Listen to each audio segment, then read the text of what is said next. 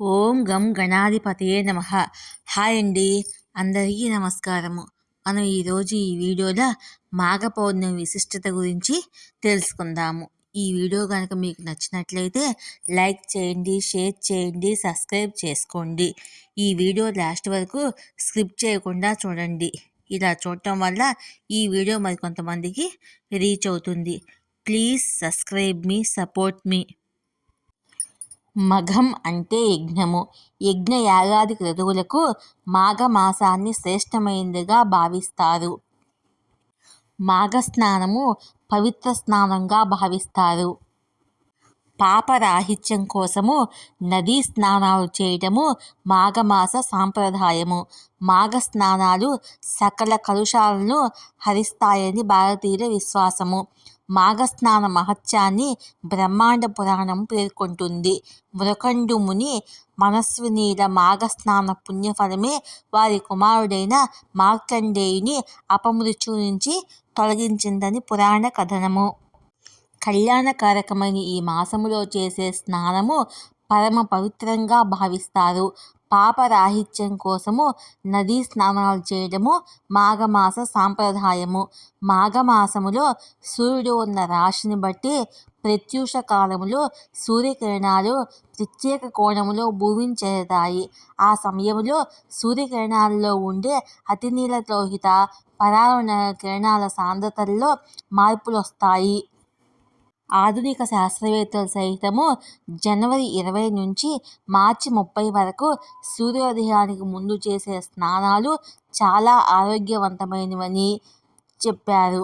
వేగంగా ప్రవహించే నీళ్ళలో చేసే స్నానాలు శ్రేష్టమని పేర్కొన్నారు. ఈ స్నానాలకు అధిష్టాన దైవము సూర్య భగవానుడు. స్నానానంతరము సూర్యునికి అర్ఘ్యం సమర్పించడము ఒక ఆచారము. మాఘమాసములో సూర్యోదయానికి పూర్వము గృహస్థానంలోనైనా 6 సంవత్సరాల ఆఘమర్షణ స్నానఫలం లభిస్తుందంటారు. బావినీటి స్నానము 12 ఏళ్ల పుణ్యఫలాన్ని, తటాక స్నానము ద్విగుణము, నదీ స్నానము చతుర్గుణము, మహానది స్నానము శతగుణము, గంగా స్నానము సహస్రగుణము, త్రివేణి సంగమ స్నానము నదీ శతగుణ ఫలాన్ని ఇస్తాయని పురాణ వచనము. మాఘ స్నానములో దివ్య తీర్థాలను స్మరించి పాప వినాశనం కోరుతూ స్నానం చేయడము సాంప్రదాయము. స్నాన సమయంలో ప్రయాగను స్మరిస్తే ఉత్తమ ఫలం లభిస్తుందని విశ్వాసము. మాఘ పూర్ణిమను మహామాఘము అంటారు. మాఘ పూర్ణిమ చాలా విశిష్టమైనది. స్నాన దాన జపాలకు అనుకూలము. ఈ రోజున సముద్ర స్నానము మహిమాన్విత ఫలదాయకము అంటారు. మాఘమాసము మహిమ అఘము అనే పదానికి సంస్కృతములో పాపము అని అర్థము. మాఘం అంటే పాపాలను నశింప చేసేది అనే అర్థాన్ని పండితులు చెప్తున్నారు. అందుకే మనకున్న మాసాల్లో మాఘమాస విశిష్టత సంతరించుకుంది. ఇది మాధవ ప్రీతికరము. స్థూలార్థంలో మాధవుడంటే భగవంతుడు అని అర్థము. శివుడైనా విష్ణువైనా ఎవరైనా కావచ్చు. ఈ మాసములో గణపతి, సూర్య తదితర దేవతలు పూజలు, వ్రతాలు కూడా జరుగుతూ ఉంటాయి. మాఘ విశిష్టతను గురించి ఈ మాసంలో ముఖ్యంగా సూర్యుడు మకర రాశిలోకి ప్రవేశించినప్పటి నుండి ఉదయకాలపు స్నానాలు చేయటము ఒక వ్రతంగా ఉంది.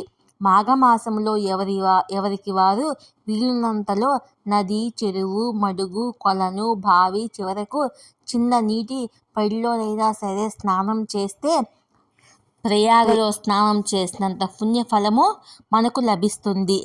చలికి భయపడక ఉదయాన్నే నదీ స్నానం చేయటము సర్వోత్తమము. మాఘ పూర్ణిమ యొక్క ప్రత్యేకత. బ్రహ్మ వైవర్త పురాణములో మాఘ పూర్ణిమ ప్రాముఖ్యత గురించి ప్రస్తావించబడింది.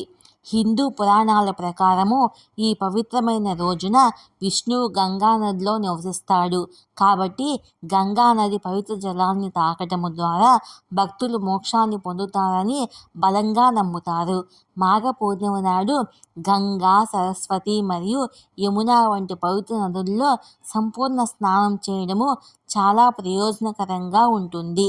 మాఘ పూర్ణిమ వ్రతాన్ని భక్తితో ఆచరించడం ద్వారా భక్తులు తమ పాపాల నుండి విముక్తి పొందవచ్చును మరియు స్వస్థత మరియు మనశ్శాంతి పొందవచ్చును. మాఘ పూర్ణిమ నాడు దాన ధర్మాలు చేయడం వల్ల, మహాయాగాలు ఆచరించడం వల్ల అంత ఫలితం మనకు లభిస్తుంది. అంతేకాకుండా మతపరమైన ప్రాముఖ్యత, జ్యోతిష్ శాస్త్రంలో మాఘ పూర్ణిమ రోజు కూడా ప్రాముఖ్యత ఉంది. ఈ రోజున సూర్యుడు మకర రాశిలోకి ప్రవేశిస్తాడని మరియు చంద్రుడు కర్కాటక రాశిలో సంచరిస్తాడని నమ్ముతారు. అందువల్ల మాఘ పూర్ణిమ నాడు పవిత్ర స్నానం చేయడం వల్ల సూర్యుడు మరియు చంద్రులతో సంబంధం ఉన్న అన్ని సమస్యలకు ముగింపు లభిస్తుందని నమ్ముతారు. మాఘమాసము శాస్త్రీయ దృక్కోణంలో కూడా ప్రయోజనకరమైనది. మారుతున్న ఋతువుకు అనుగుణంగా మానవ శరీరము సర్దుబాటు చేసుకోవడానికి ఈ మాసం సహాయపడుతుందని నమ్మకము. కావున మాఘ పూర్ణిమ నాడు తలస్నానం చేయడం వల్ల శరీరానికి బలము మరియు శక్తి లభిస్తుంది.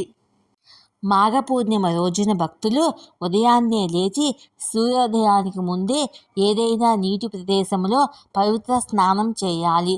నదిలో స్నానం చేయలేని వారు ఇంట్లో గంగా జలాన్ని నీటిలో కలిపి స్నానం చేయవచ్చును. శాస్త్రోక్తంగా స్నానమాచరించిన అనంతరము భక్తులు పూజకు సన్నాహాలు చేసుకోవాలి. ఈ రోజున విష్ణువు మరియు హనుమాన్ వంటి దేవతలను పూజిస్తారు. ఇష్టదైవాలతో పాటు మాఘ పూర్ణిమ రోజు కూడా పార్వతీదేవి మరియు బృహస్పతిని ఆరాధించడానికి అంకితం చేయబడింది. భక్తులు పూర్తి భక్తితో సత్యనారాయణ పూజను నిర్వహిస్తారు మరియు సత్యనారాయణ కథను కూడా పఠిస్తారు.